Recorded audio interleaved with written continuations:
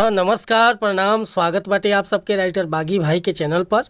आज उपस्थित बानी भैया रुआ सबके बीच में लेके दिवाली स्पेशल गीत और बहुत बढ़िया गीत के रचना के लिए बानी रउआ सबन खतरा।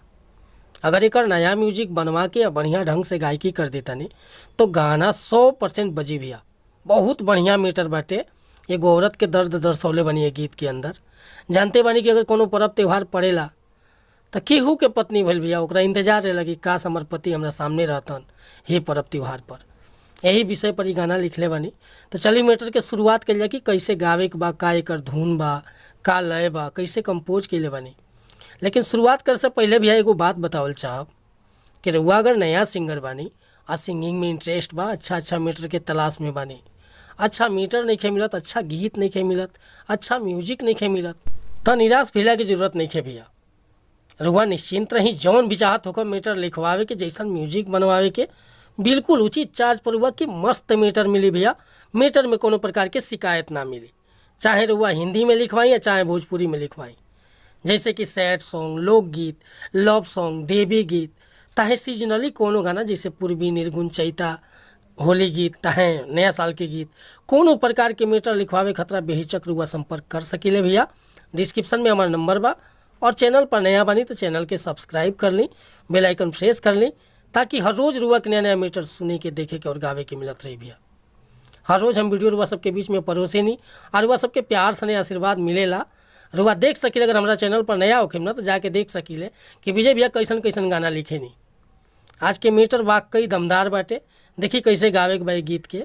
एगो औरतिया बड़ा भाव में अपना पति से कहती है कि सुनता नहीं, सबके पति प्रदेश से चली लन दिवाली छठ के शुभ अवसर पर, रहुआ कैसन माने जी, काहे मेहरारू के दिल तोड़तानी।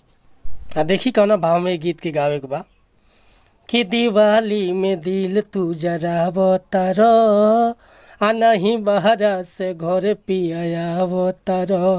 सुनो ना ये सैया, दिवाली में दिल तू जरावतार आ नहीं बहरा से घर पियावतार। दिया से यो जोर भलही, दिया से यो जोर भलही, रही अंगनवा में रहब न तू के तना खोली हमारा मनवा में, रहब न सजनवा के तना खोली हमारा मनवा में। दिवाली में दिल तू जरावतार आ नहीं बहरा से घरे पियावतार। दिया से यो जोर भलही, दिया से यो जोर भलही, रही अंगनवा में रहब न सजनवा के तना खोली हमारा मनवा में, रहब न तू के तना खोली हमारा मनवा में। तो उम्मीद करता नहीं भैया ये मुखड़ा रुआ समन के अच्छा लागल होई। अगर ये मुखड़ा पसंद बा, फुल गीत लिखवावे के चाहता नहीं तो बिल्कुल उचित चार्ज पर हुआ कि गाना व्हाट्सअप के जरिए मिल जाए। हमारा व्हाट्सअप नंबर बाटे 8874473128। पर वह कोनो प्रकार के मीटर लिखवावे खतरा, चाहे नया म्यूजिक बनवावे खतरा, बेहिचक संपर्क कर सकता नहीं भैया।